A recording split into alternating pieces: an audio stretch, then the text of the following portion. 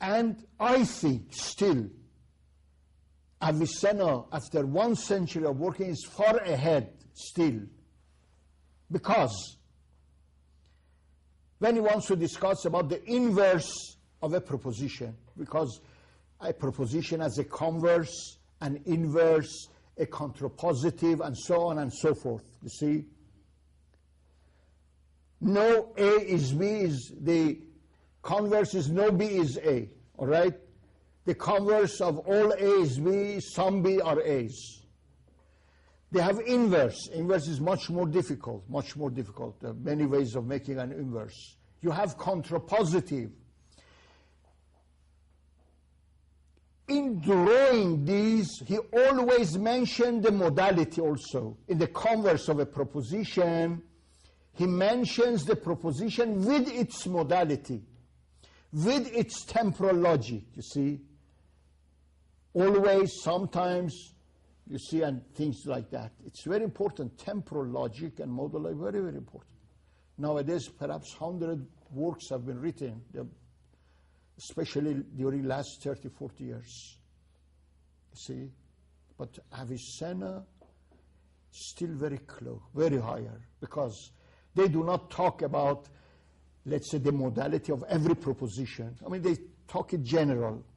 And the modal logic was studied by Islamic modal logic. Islamic modal logic was made the subject of study by certain logicians. Logicians, for example, what was the name of the logician who worked, has several works on Islamic modality, and he is himself a great logician in the West. He has written works on mathematical and symbolic logic. I mean, the famous Farabi scholar written many works of Farabi.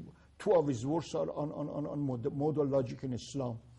He studied and wrote works on that, and he has works on symbolic logic. So he's very, very rich. Now, his discussion of what we call ru'us samaniye in logic, ru'us samaniye, means 8 headings. Each science, when you want to study any science, you should be clear about 8 things.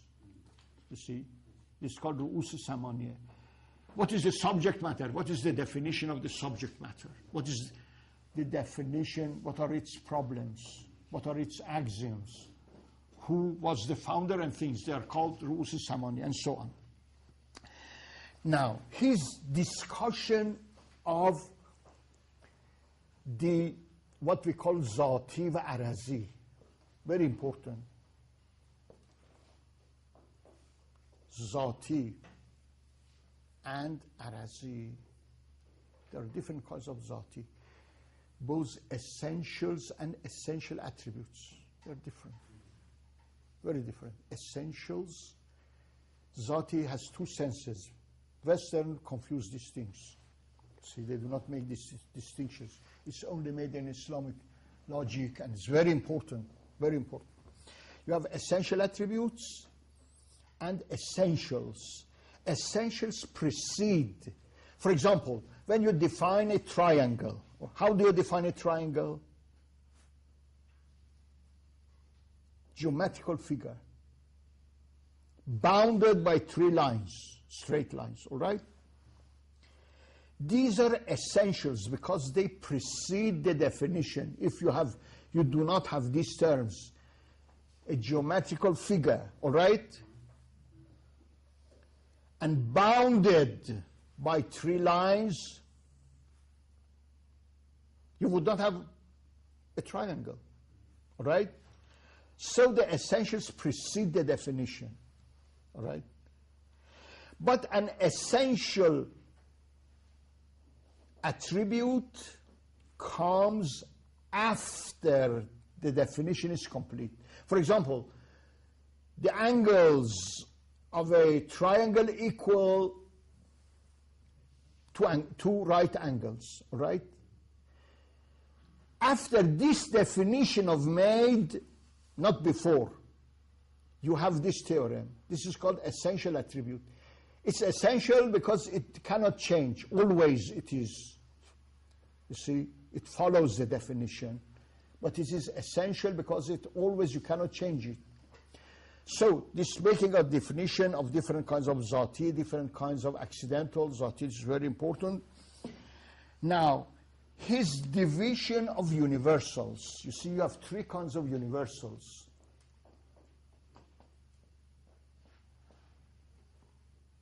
You have three kinds of universals. Natural universals,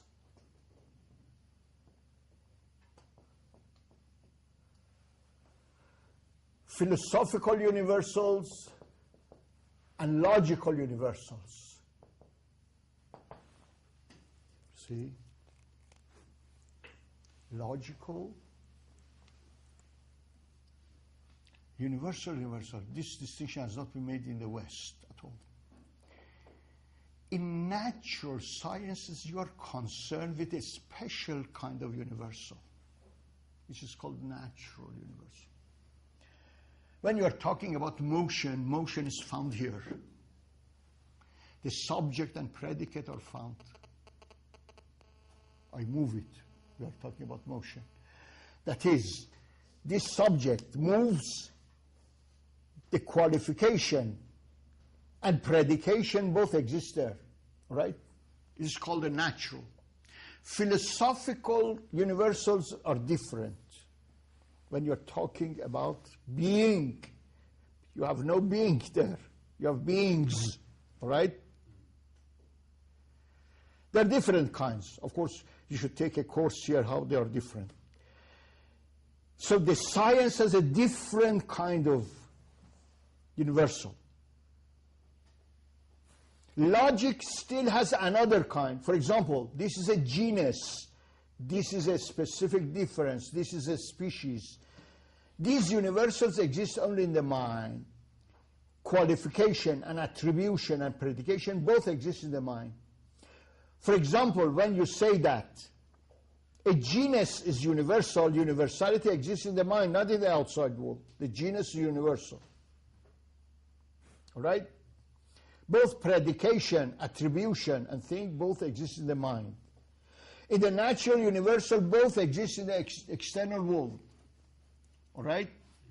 So sciences use different kinds of universals. That is very, important epistemologically, logically. Their epistemological questions are very different. They can solve many problems. And this was another definition of substance. You see, the definition of substance is different. This is very important than in Aristotle. In Aristotle, you have this definition. A substance is something about which you predicate everything.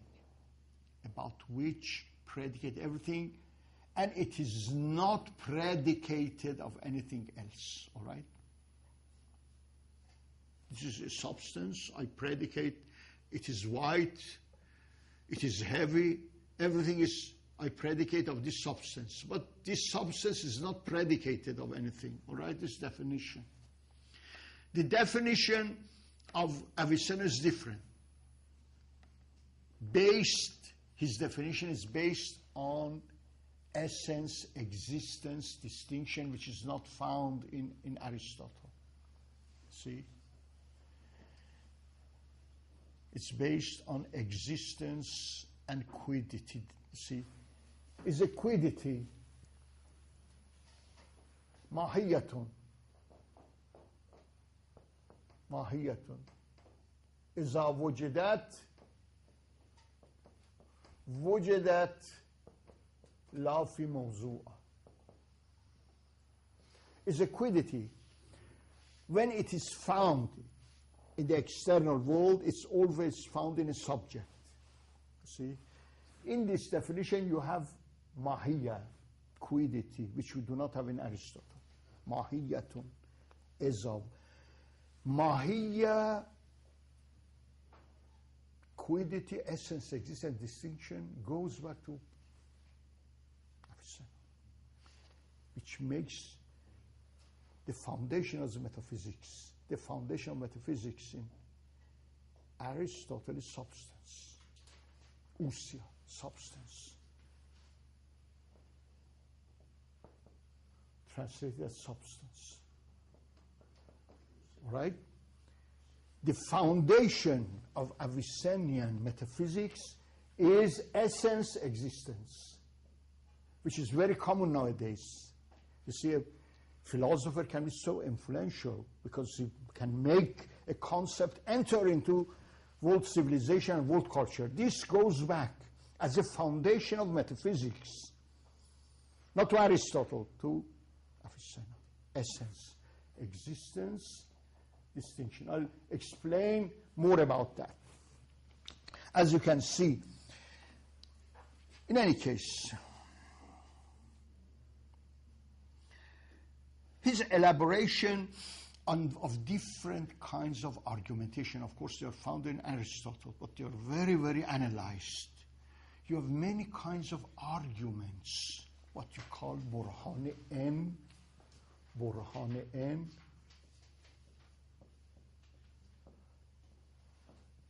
Burhan-e-Lem,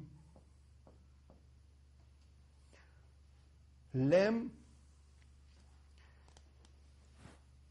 Burhan-e-M is a sort of ontological, not ontological, cosmological argument. You go from the effect to the cause. All right? You go from effect to the cause. For example, you go to a physician. You have some symptoms, and from symptoms it goes to the cause. All right? This is called Burhan-e-N. All right? But you see fire and you say that it burns. It goes from the cause to the effect. It is Burhan-e-Lem.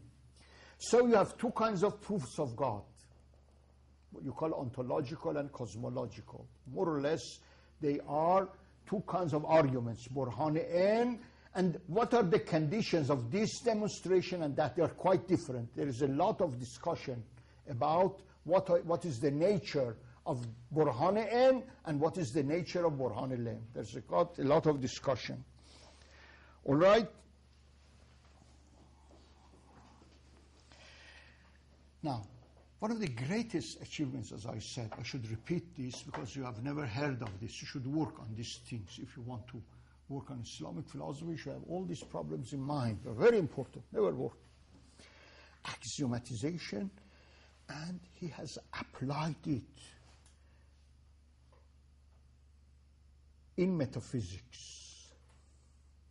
The most difficult science is metaphysics, Ilahiyat. Of course, he doesn't use metaphysics. He calls Ilahiyat like Aristotle. Aristotle doesn't have the word metaphysics. His word metaphysics is theology, Ilahiyat, or first philosophy, or hikmah, wisdom. He uses these three words for metaphysics. Aristotle never uses the word metaphysics. It's later development, the word itself. He uses theologice, theology, proto-philosophia, first philosophy, and sophia, wisdom, in the true sense, is the science of theological theology, philosophical theology. All right? But Aristotle has a book, which they call Book of Letters, starting from book Alpha, Beta, Gamma, Delta, Iota, Greek words, Kitab al-Huruf. And problems are not axiomatized, are found in different subjects, different places. You have no place for ontology, you have no place for theology, you have no place, it's scattered.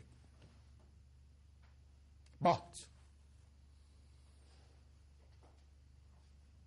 in Avicenna, you have a section on ontology called general metaphysics. الهيات بالمعنى الأعام. He has separated الهيات بالمعنى الأعام means theology in the general sense, which is pure ontology. Subject matter is being as being, not God. See, being as being. There should be a science concerned with being alone, the highest science. This is ilahiyat bil ma'na al-a'am, means ilahiyat in the general sense, which was translated in the Middle Ages as Metaphysica Generalis. Metaphysica,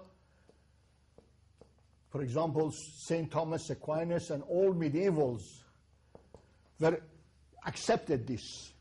This is not found in Aristotle at all. Why? Because I tell you one thing you should always remember. Before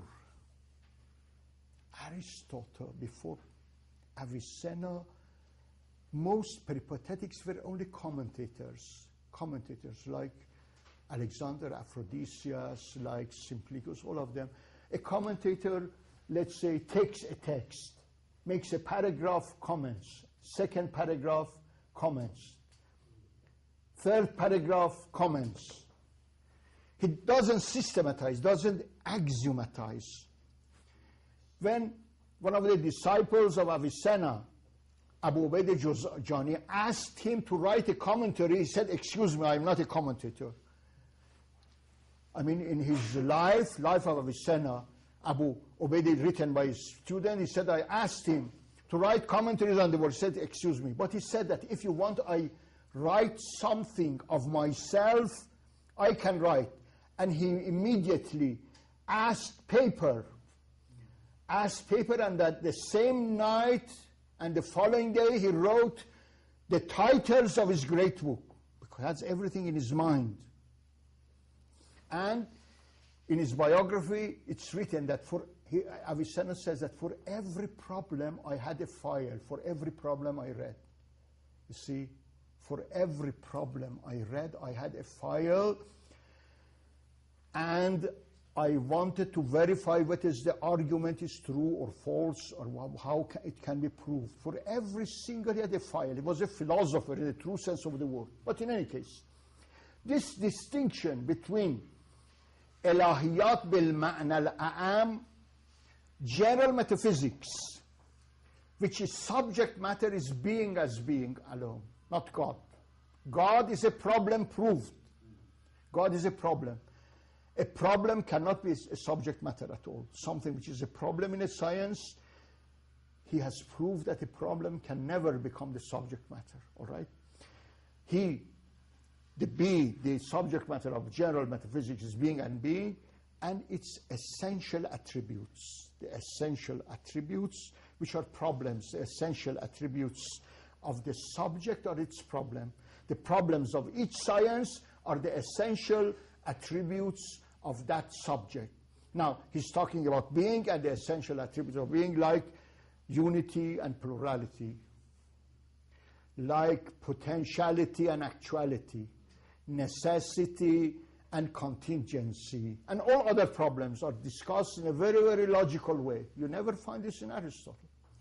God as a problem is proved, and then is made the subject matter of metaphysica specialis. Metaphysica specialis means special metaphysics.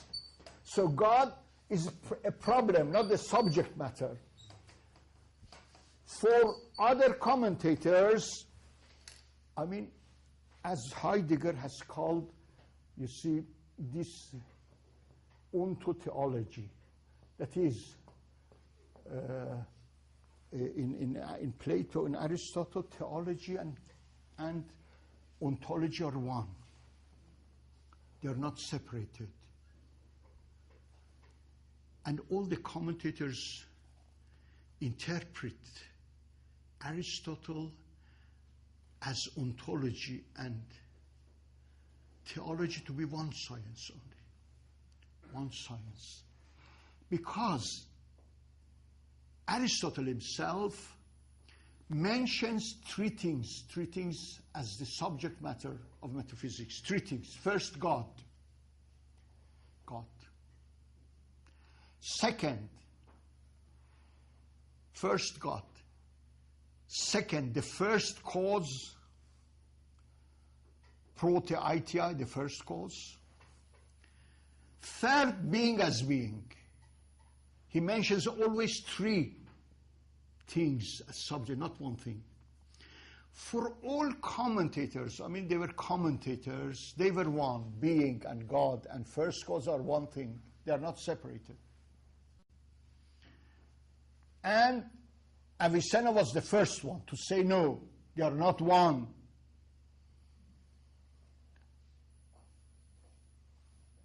It's only being and being, because the subject matter should be self-evident.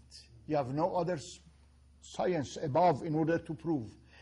The subject matter of all sciences are proved in metaphysics, but the subject matter of metaphysics should be self-evident. That's only being, all right? And then God is proved as a problem and then made the subject matter of another branch called Metaphysica Specialis. الهيات بالمعنى الأخص. Special metaphysics. Special metaphysics or Metaphysica Specialis, as the medievals called it.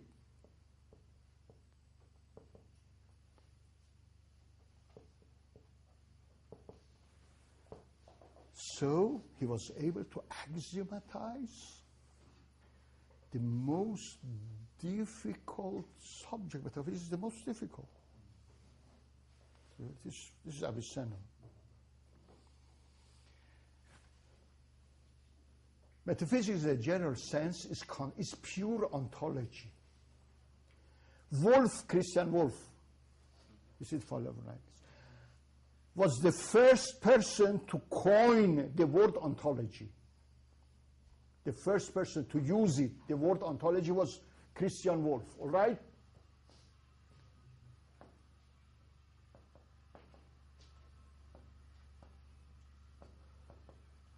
He wrote the textbooks for Greek university, for German universities, and he applied ontologia for ontology. It was used later. He used ontologia for metaphysica generalis. You see? He used ontologia for what? For metaphysica generalis. And metaphysica generalis goes back to who? Avicenna alone. You never find before him. Never. There is a treatise attributed to Farabi in which you find this metaphysical, but it doesn't. Recently it has been discovered that it is a treatise by Avicenna in another name. In very, very late period it was attributed to Farabi. It never is prior. His book on metaphysics is the Book of Letters. The Book of Letters, which is like the Book of Letters of Metaphysics of Plato, of Aristotle, Book A, Book B, Book C. It's not systematized. It's not axiomatized at all.